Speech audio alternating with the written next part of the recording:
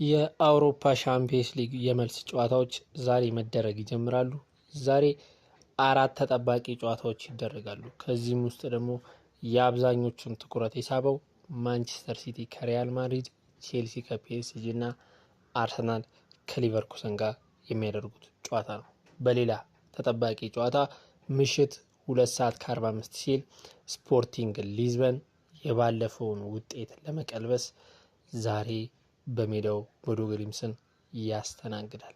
በባለፈው ጨዋታ ቦዶ ግሊምት 3-0 በሆነ ውጤት እንዳሸነፈ ሁላችንም የምናውቀው ነው። አርሰናል ከባየር ሊቨርኩሰን ጋር ምሽት 5 ሰዓት ሲል ጨዋታቸውን የሚያደርጉ ይሆናል።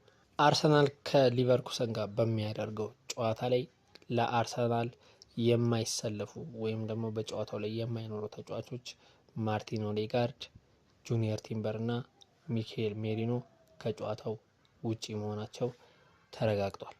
ሌላ 5 ሰዓት ሲል በሚጀምረው ጨዋታ ሪያል ማድሪድ ከማንቸስተር ሲቲ ጋር ይጫወታሉ። ማድሪድ በሜዳው በርናቦ ባደረገው ጨዋታ ስታዲየም አዘግቶ ማንቸስተር ሲቲን ከረፍት በፊት በቫልቬርዴ ባስቆጠራቸው 3 ጎሎች አማካኝነት እንዳሸነፈ የምናስታውሰው ውጤት ነው። ማንቸስተር ሲቲ ውጤቱን ለመቀልበስ ዛሬ ወደ ሜዳ ይገባል። ከማድሪድ በኩል በጨዋታው ላይ የማይኖሩ ተጫዋቾች ሮድሪጎ፣ ኢደር ሚሊታኦ እና ዳኒ ሴባዮስ የተረጋገጠ ከጨዋታው ውጪ የሆኑ ተጫዋቾች ናቸው። የመሰለፋቸው ነገር አጠራጣሪ የሆኑ ተጫዋቾች ደግሞ ጁድ ቤሊንጋም፣ ዴቪድ አላባ እና ካሬራስ የመሰለፋቸው ነገር አጠራጣሪ ነው። ኪሊያን ኤምባፔ ለጨዋታው 100% ዝግጁ መሆኑን አሰልጣኙ አሳውቋል።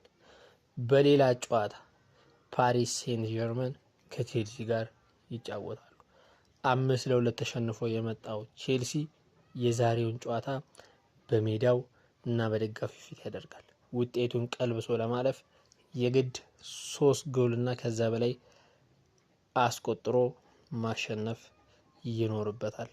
በቼልሲ በኩል የተረጋገጠው ነገር ሪስ ጄምስ በዛሬው ጨዋታ ላይ እንደማይኖር ነው። እንዲሁም ደግሞ ሪስ ጄምስ ከእንግሊዝ ብሔራዊ ቡድን ውጪ ራሱ መሆኑ ተረጋግጧል። ይሄ ለቼልሲ መጥፎ ዜና ነው። ማሎ ጉስቶና በረኛው ፊሊፕ ጆርጌንሰን የመኖራቸው ነገር አጠራጣሪ ነው። ጨዋታዎቹ ልክ 5 ሰዓት ሲል የሚጀምሩ ይሆናል። አርሰናልና ባየር ሊቨርኩሰን ከሚያደርጉት ጨዋታ በፊት ባየር ሊቨርኩሰን በአርሰናል ላይ መሳለቃቸውን ቀጥለውታል። የኮርና ባንዲራዎችንና ኖ ኮርና የሚል ይዘት ያለው ፎቶዎችን በማህበራዊ ሚዲያቸው እያጋሩ ይገኛል። እንዲሁም ደግሞ በአርቴታ ላይ እያፌዙ ሲሆን ከዚህ በፊት አርሰናል ዶክመንተሪ በተሰራ ወቅት አርቴታ የተናገራትን ንግግር ይዘው በእሷ ንግግር ላይም እያፌዙ ይገኛሉ። ይሄ ደግሞ የአርሰናል ደጋፊዎችን አስቆጥቷል። እንዲሁም ደግሞ ጨዋታው ተጠባቂ እንዲሆን አድርጎታል። የማድሪዱ አሰልጣኝ አልቫሮ አርቢዮላ ኪሊያን ኤምባፔ ለጨዋታው ሙሉ ለሙሉ ዝግጁ ነው ሲሉ አስተያየታቸውን ሰጥተዋል። ሩዲገር በበኩሉ ሪያል ማድሪድን እንደሚወደውና በዚህ ክለብ ውስጥ መሆኑ ለሱ አስደሳች የሆነ ነገር እንደሆነ ተናግሯል። ሩዲገር ሃላንድን ስለመግጠም ሲያወራ ሃላንድ ምርጥ ብቃት ያለው አጥቂ መሆኑንና በጣም ጠንካራ እንዲሁም ደግሞ እንደዚህ አይነት ፍልሚያዎችን እንደሚወድ እሱም ቢሆን እንደዚህ አይነት ፍልሚያዎችን ማድረግ እንደሚወድ ተናግሯል። ጃኦ ፔድሮ የቼልሲው አጥቂ ጃኦ ፔድሮ ዛሬ ምሽት ከሚያደርጉት ከፒኤስጂ ጨዋታ በፊት ልክ የዓለም ክለቦች ዋንጫ ፍጻሜ ላይ እንዳደረጉት 3 ጎሎችን ማስቆጠር እንዳለባቸው ተናግረዋል። የአርሰናሉ የግራ መስመር ተከላካይ ካላፊዮሪ ትናንትና በሰጠው መግለጫ ላይ ስለ ዛሬው ጨዋታ ሲናገር ስለ አርቴታ ተጠይቆ ነበር። አሰልጣኙ በሜዳ ላይ የሰጠኝ ነጻነት በፈለኩበት ቦታ እንድገኝና ቡድኔን በነጻነት እንደረዳ አግዞኛል ሲል ለአርቴታ ያለውን አስተያየት ሰጥቷል።